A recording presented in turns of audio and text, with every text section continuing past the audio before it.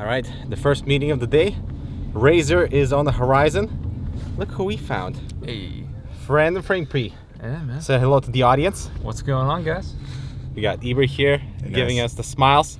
In the very front, I'm just gonna give you the handshake. Mysterious Mike.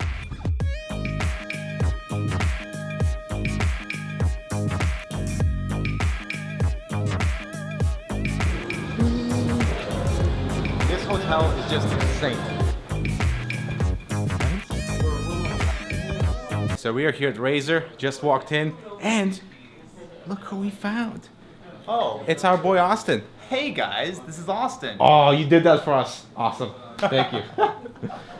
Nice to see. You got beautiful lighting setup, kind of like what we do. All right, I'm gonna just stop so you can do your thing now. You're so awkward. Why are you ruining my video? So every year Razer has some really cool things to show, and this time is no different. We've got the Project Linda. Hopefully this one doesn't get stolen. And this show coverage is brought to you by Fantex, Cooler Master, and Corsair. So it's a thin and light gaming and productivity notebook that actually integrates Razer's amazing new Android smartphone in a very unique way. While companies like Samsung and LG have tried smartphone/notebook hybrids before, this feels like one of the first times someone has got it right. And like with many of Razer's other projects, this one is simply a proof of concept, but I wouldn't be surprised to see it in production very soon. It really does feel almost complete. Basically, what Razer has done is create a clean 13.3-inch notebook that acts as a dock for their newest smartphone. The chassis is built from unibody CNC aluminum and is really thin too, at just 15 millimeters, and it weighs under 3 pounds when the phone is docked. The screen is pretty impressive too, since it has a Quad HD non-touchscreen 120Hz refresh rate, so 120Hz refresh rate is really nice to see. There's also 200 gigabytes of internal storage, a built-in 3.5mm audio jack, USB-A port, and a USB-C charging port. The speakers on this entire contraption are actually from the Razer phone,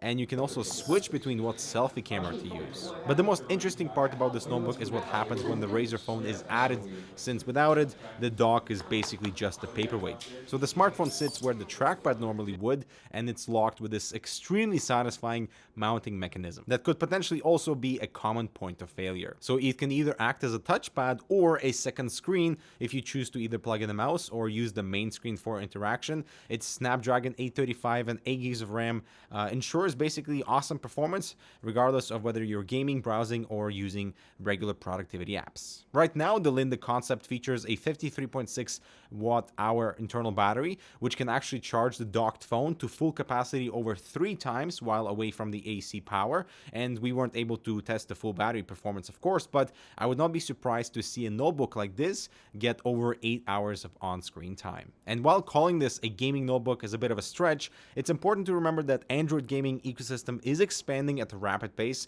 and not only that, but the mobile processors like the 835 are now capable of delivering some amazing visuals at reasonable frame rates too. Honestly guys, I think Project Linda is super cool and also very practical for on-the-go mobile users who want a bit more from their expensive smartphones. Unfortunately, it cannot run Windows applications, but Razer has shown that creating a well-integrated smartphone/notebook hybrid can be done without it feeling incomplete, provided the combined cost of the phone and dock don't exceed the price of like an Apple or a Windows-based thin and light platform.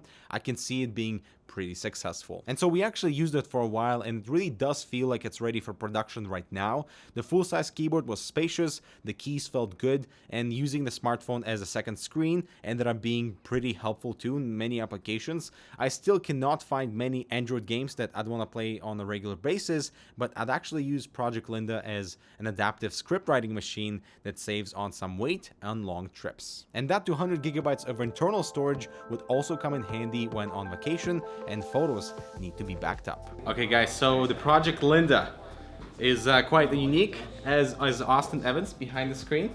But Project Linda from Razer, certainly a unique thing. No pricing availability, but as soon as this comes out, I think this will be a very popular approach towards having a smartphone and a larger enclosure to expand your experience with this beautiful set of speakers. And I'm wondering, there is no webcam. Actually, there is a webcam here. Damn it! But it'd be cool if they could implement something so that you could see something from this one too. But yeah, subscribe for more content. Thank you so much, Austin, for your appearance, and we'll see you in more CS coverage.